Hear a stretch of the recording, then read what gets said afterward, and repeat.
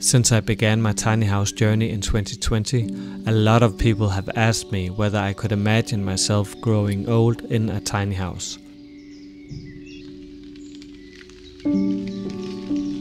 As if tiny living somehow only applies to young people.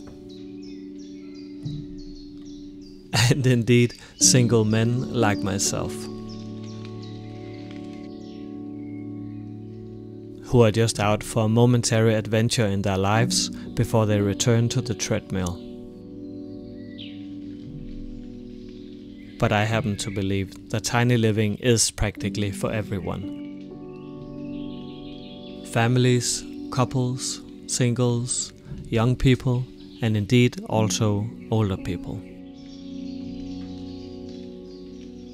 So I don't expect to retire from this lifestyle anytime soon. Most likely never.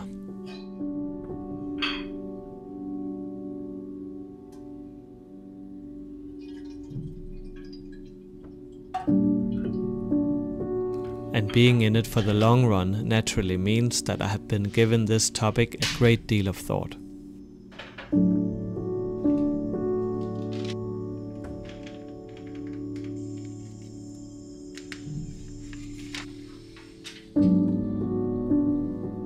So I can prepare myself for how life on this tiny homestead might be when I grow older,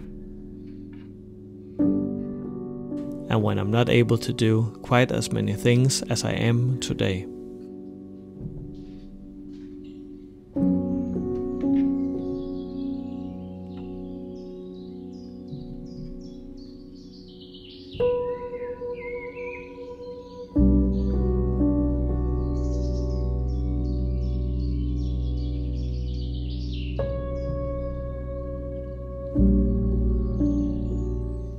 So one of the ways that I have been preparing for old age in a tiny house is something that I think a lot of you often ask me about actually on this channel, so it might be a good opportunity to answer a lot of those questions.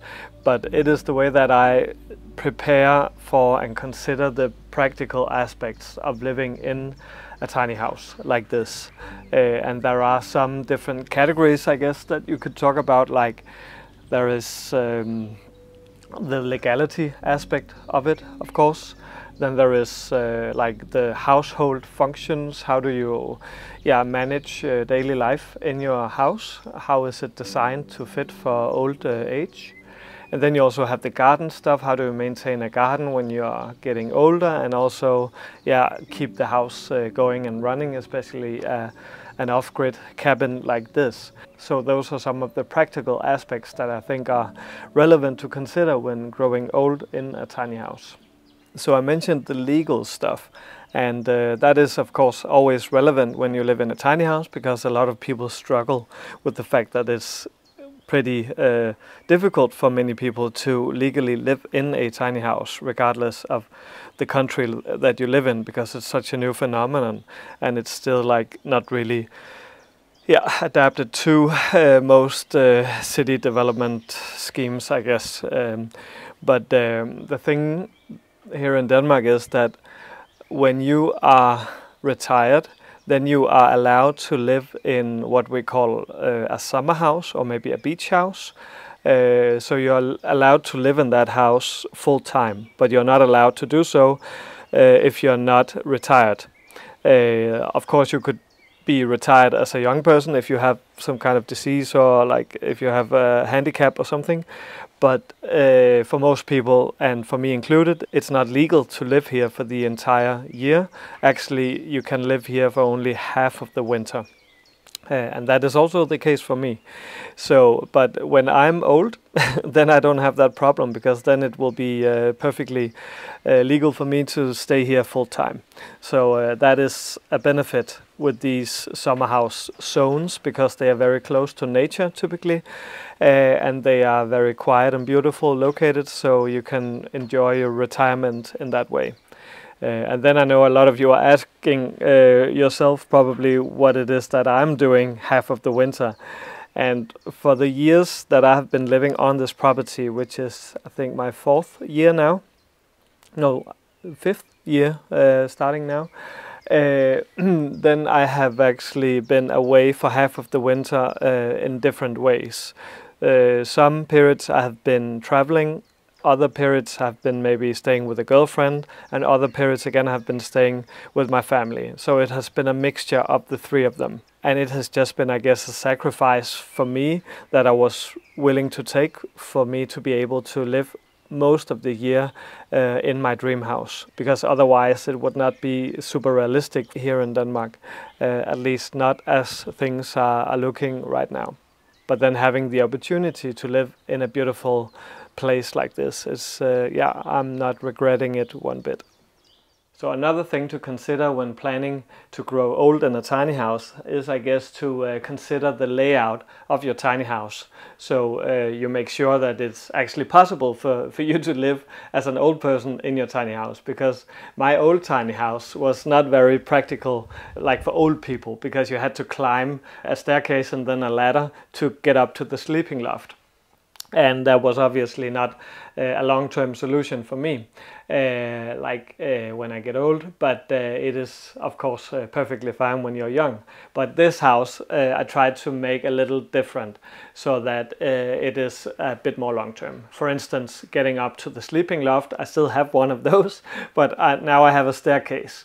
And I think that the staircase will ensure that I can access the sleeping loft for most of my life, maybe not the latter part of my retirement, but if it is a problem when I get older, I can always have an extra bedroom on this side of the house, on the northern side of my property, so I can just have an additional room that I can access from that window, or maybe not the actual window, but the space where the window is. There will be a door, because in that way I can access all the primary functions of the house on the same floor, because I have my bathroom over in this corner, which actually will be on grid, so it will be easier for me to manage living in this house, because I don't need to collect rainwater and make sure that I have power on my batteries, because everything will just be on grid at that time. And then I have my kitchen over in that corner and my dining table. This is only just temporary because I have not built anything yet. And then I think I'll have my sofa and my living room over in this corner. So, but everything is very temporary right now because I still need to make all the furniture. But I think this is what I need also, because the house is not that big, so it's easier to move around as an old person, because you don't have to walk 10 miles just to go to the kitchen. So I think that is a good thing. And also it's fairly accessible. There is one step to go up to the porch and then to enter into the house. So it's fairly easily accessible, this house too. But I mentioned that the house will be on grid, and it actually needs to be that because of the building codes here in Denmark. So for me to build a legal house, it will have to have running water and also electricity.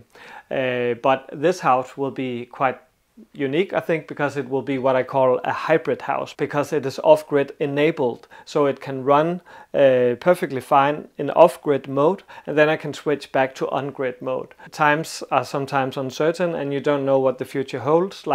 There could be a major power out, and then it would be quite nice to have these backup batteries in the house, or the water could be contaminated, and then it's nice to have your own backup system for water usage. So I think that's just something to bear in mind also when you want to prepare for the future, and especially when you're building a new house. Think about the different scenarios that you might find yourself in, because now is really the time to prepare for worst case scenarios when you're building and preparing your new home.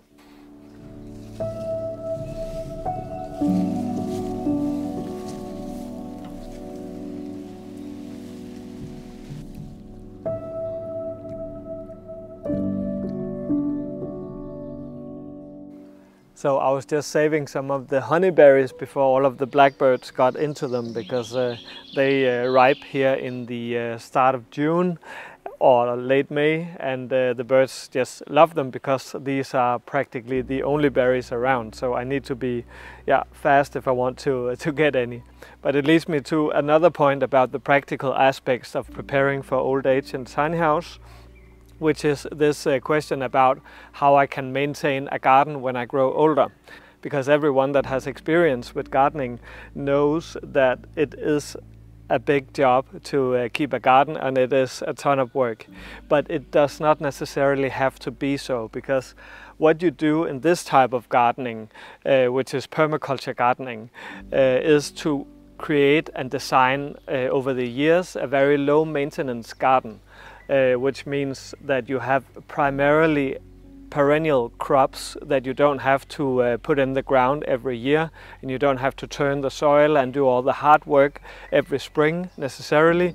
Once you have established your permaculture garden, you can have it very low maintenance for the rest of your lifetime, really, if you have designed it in the right way. And that is actually what I'm trying to do out here in this garden. So every year I'm importing more and more perennial plants that can substitute the annual plants that I'm used to growing, like leeks and onions and like all the basic stuff like beans and such that I use in my garden. That are annual. Then in time I will just have primarily perennial plants. So that is one of the primary functions with permaculture, and also a great garden design in old age, because you don't have to do so much heavy lifting once the garden is established.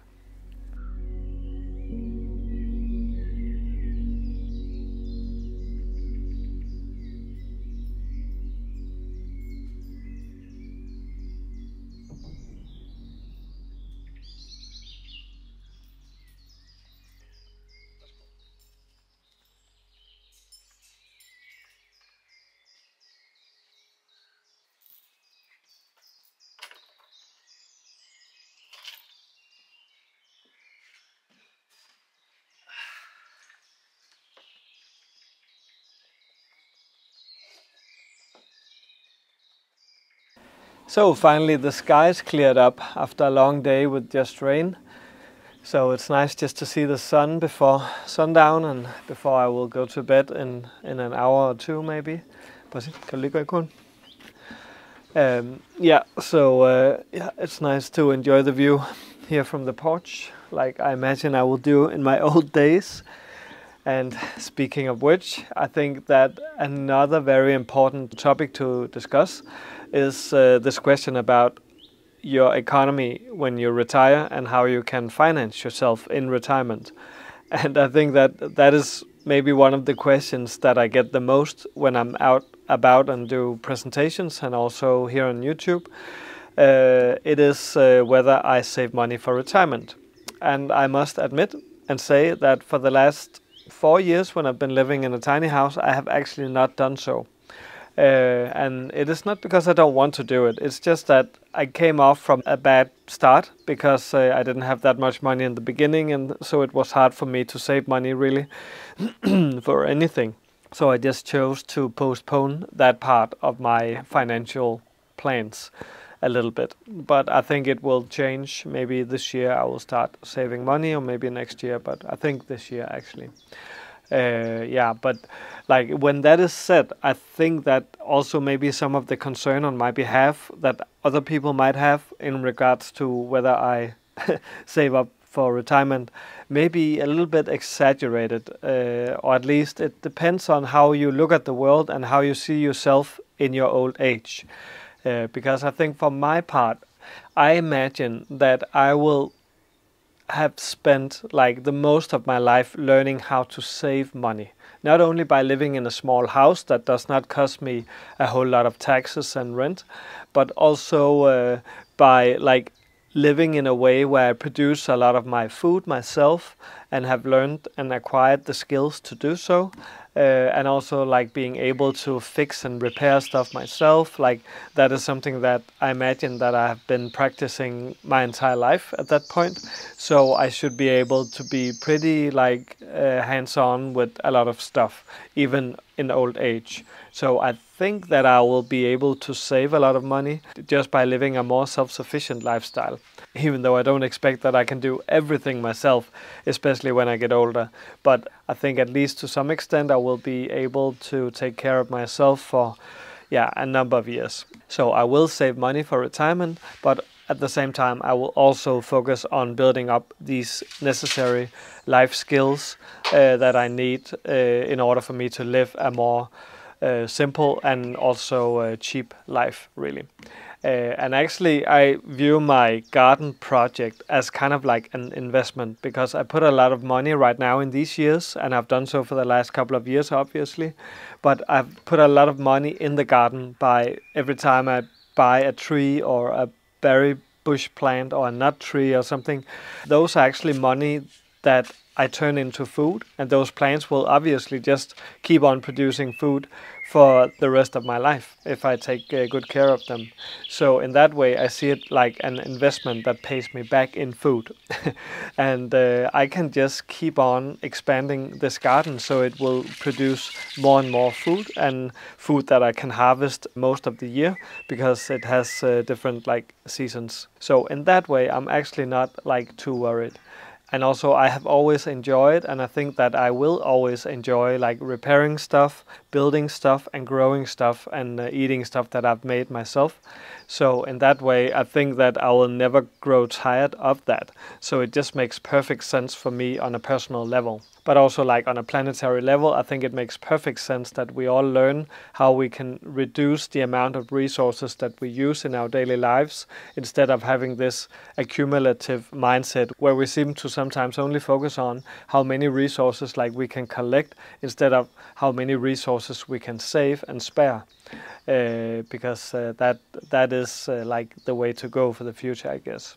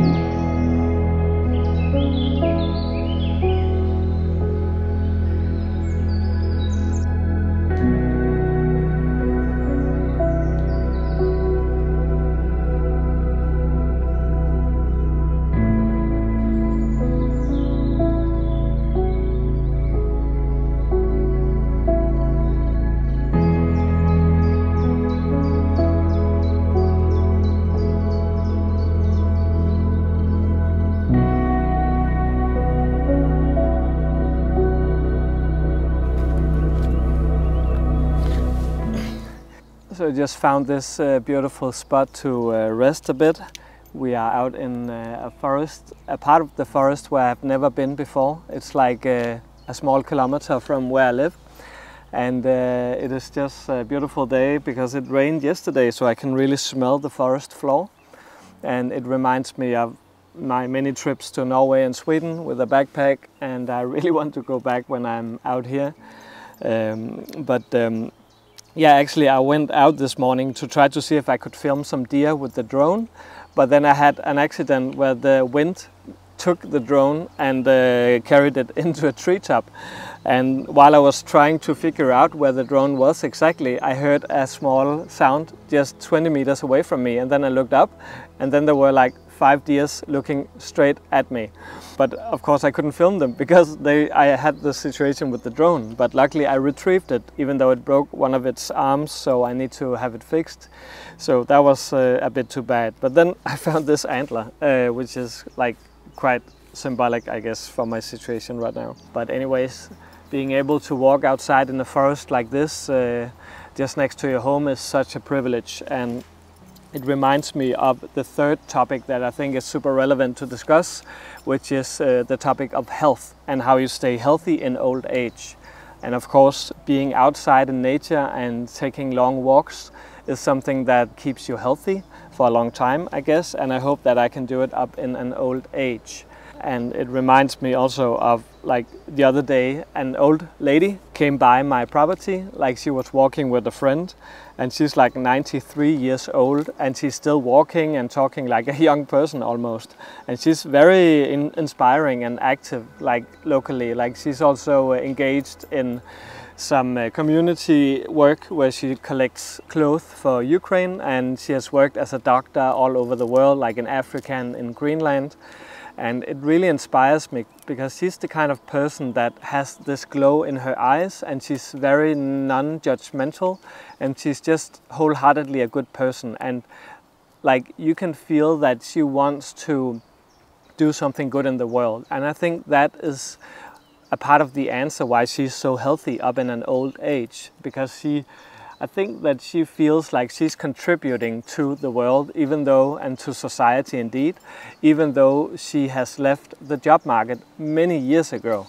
Like, a lot of people, when they retire, like, they feel like they have lost kind of like what they wanted to contribute with, maybe, because their jobs was kind of like their identity. And I don't think necessarily that I will have that problem, because my job is also my hobby and no one can ever take that away from me. But also this feeling that you feel like you contribute to something positive in the world, like working for a greater cause, a cause that is bigger than yourself. And in my case, I think it's like this question about how we can move society into a more sustainable direction. I think that is very inspiring to me, and that will motivate me, I think, for many years to come. So I think that is also a huge part of like how we can stay healthy. It's this mental dimension. How do we feel about ourselves in relation to the world around us? And not only our body, like, it's not only the mechanical aspect of health, like what you eat and how your body is, it's also the mental aspect. And the mental and the body goes hand in hand. So if you're sick mentally, your body might also get sick, I believe, and vice versa. So I think it's very important to have like this holistic perspective on your life, and how you already at an early age, a young age in your life, choose a path in life where you can stay healthy, not only physically but also mentally. So those are some of my key considerations. And also just be working outside in the garden, maybe be chopping some wood and collecting vegetables and growing food.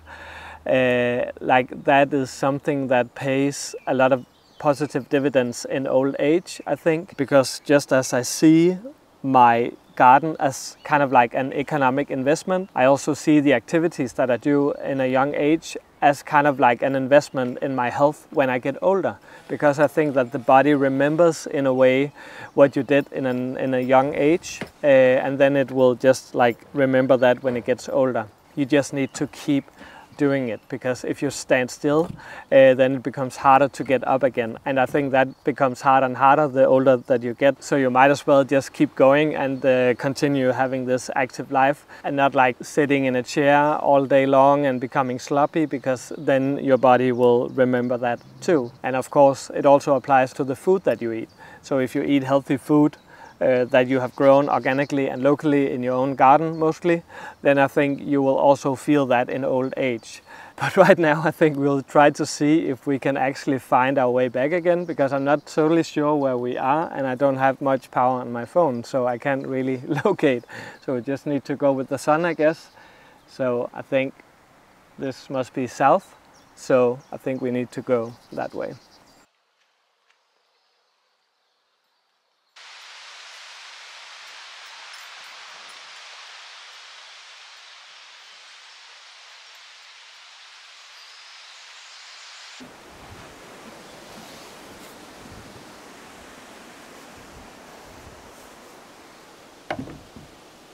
That was an interesting morning.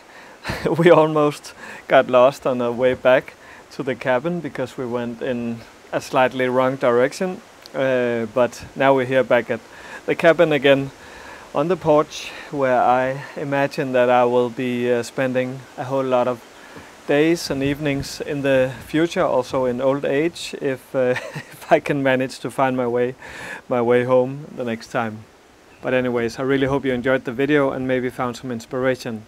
And also, if you did, you are very welcome to leave a like and also a comment in the section below, because that is actually what helps me generate some income from these videos. So that is a way of supporting this channel, so I can put some money aside for my retirement. But have a nice weekend and see you again next time.